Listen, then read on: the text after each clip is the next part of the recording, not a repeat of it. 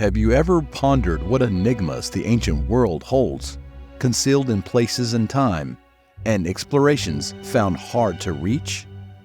In this age of advanced technology, can we genuinely claim to have unraveled every secret our planet harbors? Join us on a journey to explore 5 mysteries, almost mythical locations where the depths of history remain concealed and access is a challenge. These aren't just distant places, they're riddles etched in time, daring us to decipher their enigmatic tales.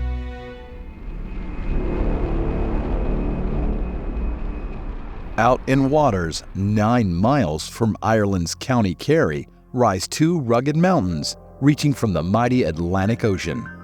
The larger of these titans is known as Skellig Michael, a place steeped in secrets, cradling a monastery believed to be 1,400 years old. Approaching Skellig Michael, it seems untouched, a realm natural by man, but venture closer and hidden pathways reveal themselves, winding their way up a treacherous slopes to the zenith.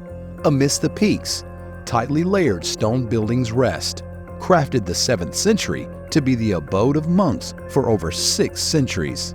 Stories stretch back to the early days, speaking of the drowning of during the arrival of the Milesians, the first Gaelic conquerors.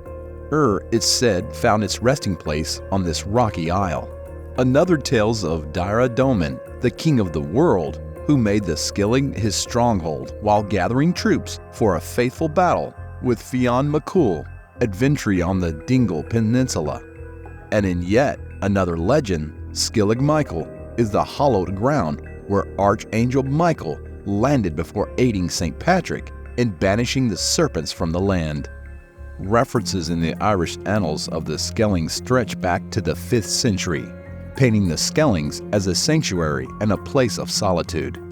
Some say St. Finan founded a monastic settlement here, while others point to St. Subhine, tracing the island's architectural existence back to the 6th century. Yet scholars align on the settlement's genesis in the 7th century, a time shrouded in ancient mysteries. Then came the day the monks bid farewell to this rocky abode. Their departure etched in the annals around the 13th century. Ballinskellings became their new haven, guided by the shifting climate or evolving monastic customs.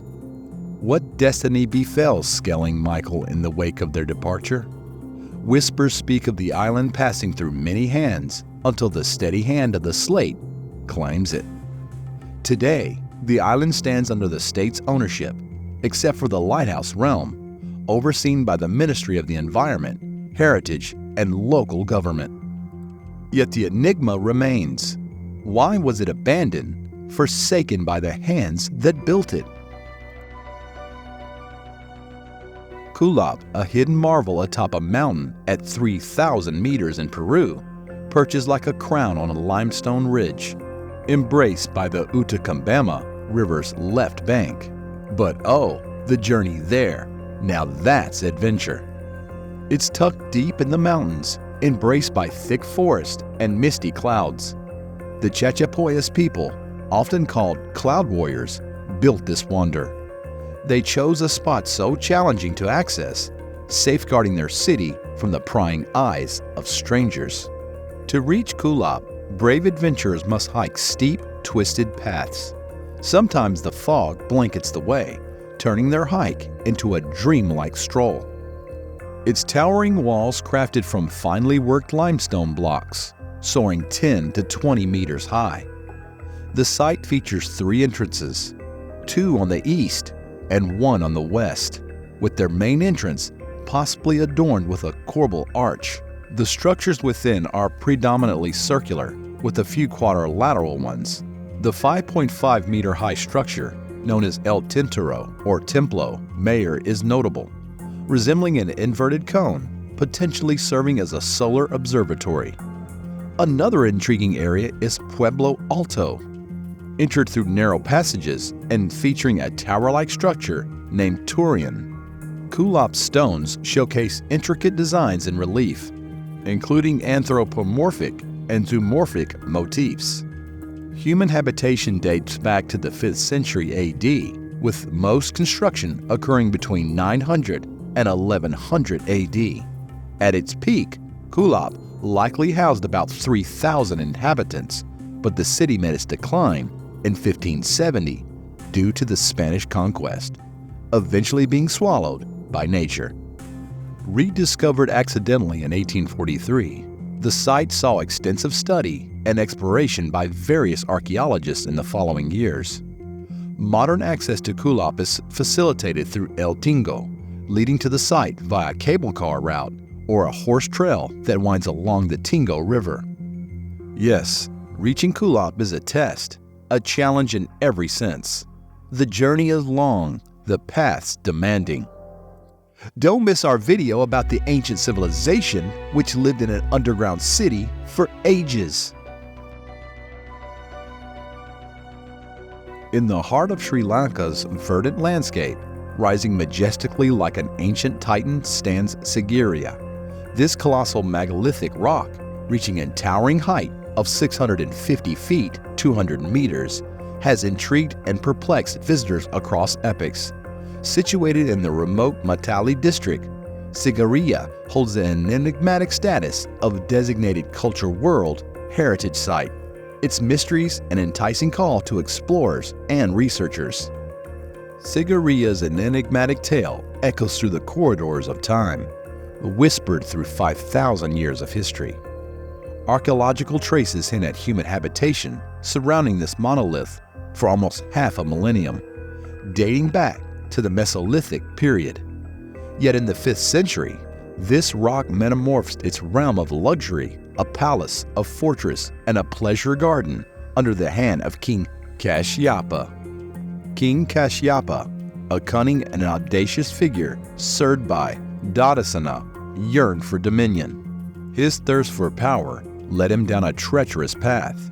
He orchestrated the demise of his father and displaced the rightful heir, Magallana, to elude his vengeful brother. He sought refuge in the formidable edifice of Sigiriya, where he erected an ostensibly impregnable palace fortress. However, the sands of his reign slipped through swiftly through his grasp.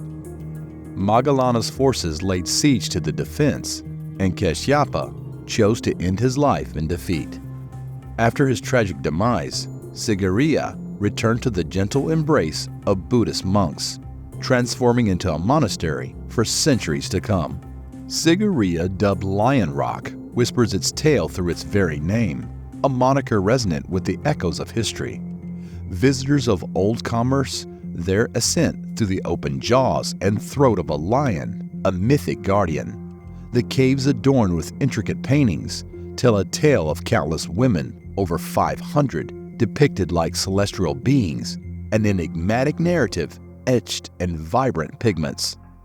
Yet amidst these wonders, an age-old legend envelops Sigiriya. It is whispered that this rock citadel, through a feat of human artistry, was a divine creation, a mirror to the mythical abode of Kuvera, the god of wealth, called the Palace in the Sky, adding to the enigma and leaving archaeologists and dreamers to ponder this colossal effort, expanded to raise a city atop the giant rock. Was it a protection, a connection to the heavens, or a divine calling? What do you think? Let's unravel the riddle of Petra's remoteness. Petra, a treasure trove of antiquity, has a tale stretching back over 2,000 years. It sat like a gem on ancient trade roads between Arabia and Egypt and the Mediterranean Sea, making it a bustling hub of commerce and wealth. Now let's set the stage. A bunch of nomadic Arabian folks, known as the Nabateans, set this story in motion. They were skilled wanderers, herding camels and livestock across the land. These savvy nomads eventually turned into trade hotshots, controlling trade routes and moving spices and incense from Arabia to Egypt and the Mediterranean. But why did they swap their nomadic tents for a sedentary life in Petra? That's a mystery we're still pondering. Fast forward to Petra in the middle of a harsh desert. How did they manage gardens, pools, and crops? These Nabateans were masters of desert survival. Their ingenious water system, with rock-cut channels and underground pipes, ferried water from springs and streams. Control over trade routes was Petra's ace in the hole. It started as a vital stop for Nabatean and foreign traders laden with precise goods from distant lands. These nomadic merchants, hauling hefty loads across vast deserts, sought shelter and water in Petra for a price. The tolls they charged enriched the Nabatean state, fueling the grandeur of Petra. Now, Petra's structures? They were nothing short of spectacular, carved into rose-red cliffs. Skilled builders showcased their wealth through grand columns, staircases, and statues. And then the Romans barged in, adding their flair to the city. But eventually, trade winds shifted and Petra's glory days waned. Christianity also found its way to Petra, transforming the city, yet the sands of time eventually swallowed it. Petra was lost to the world until Western explorers discovered this ancient treasure. Your quest to uncover Petra's secrets starts with a trek along a winding desert path. Sun blazing, path dusty, but the thrill keeps you marching. The way called the Sick teases you before the grand reveal. It's a narrow, mile-long gorge with cliffs towering on either side. Walking through feels like stepping into another realm. No cars allowed, just camels or your own 2 trusty feet. And with over 60 square kilometers to explore, you'll need oodles of energy. Yet that's Petra's magic. The challenging journey, part of its allure, an unforgettable escapade for those hungering to unravel its hidden marvels. Let us know in the comments if you would like us to create a video about Petra, the mystical city of the Nabateans, where we can talk in details about the comprehensive history of this ancient wonder. The Catskill Pillar in Georgia is a real head-scratcher. Picture this: a massive limestone pillar soaring out of a forest, topped with ancient church ruins. It's like something from a fantasy tale. Yeah, it's right there in Georgia. Travelers make the trek, a 20-minute hike after a 200-kilometer journey from Tbilisi to behold the awe-inspiring monument to early Christian devotion. Standing tall at 40 meters, it's a testament to human determination. So why would someone build a church on a pillar in such a remote spot? Well, back in the day, there was this Christian practice in Europe called stylites. These devout folks would perch on poles or columns to preach and fast previously earthly pleasures. The church at the base, dedicated to Simeon stylites, nods to this curious tradition.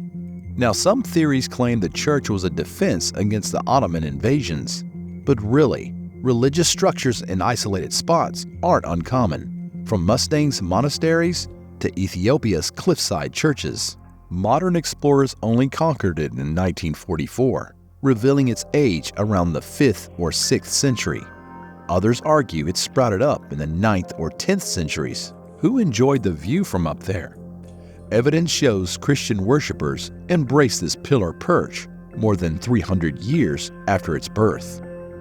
Imagine monks scaling this lofty spire to pray. Until 2015, Father Maximum Kowalski was the spiritual hermit living up top, preaching the good word for over 2 decades. Can anyone make the climb now? Unless you're a local Georgian monk who spends 7 hours a day in prayer, the answer is a respectful no. The site is sacred and cherished by Georgians and monks who seek solace there. For us regular folks, there's still much to take in. The ancient cross etched in the limestone is a glimpse into the past, a piece of Christian art from the 6th century. And, of course, the Church of Simeon Stylites beckons, adorned with timeless frescoes and religious relics. Thank you for embarking on this mysterious journey through history with us. If you enjoyed, remember to hit the like button and subscribe to our channel. Your support fuels our curiosity and keeps these mysteries alive. We'd love to hear your thoughts, theories, or any mysterious places you'd like us to explore next.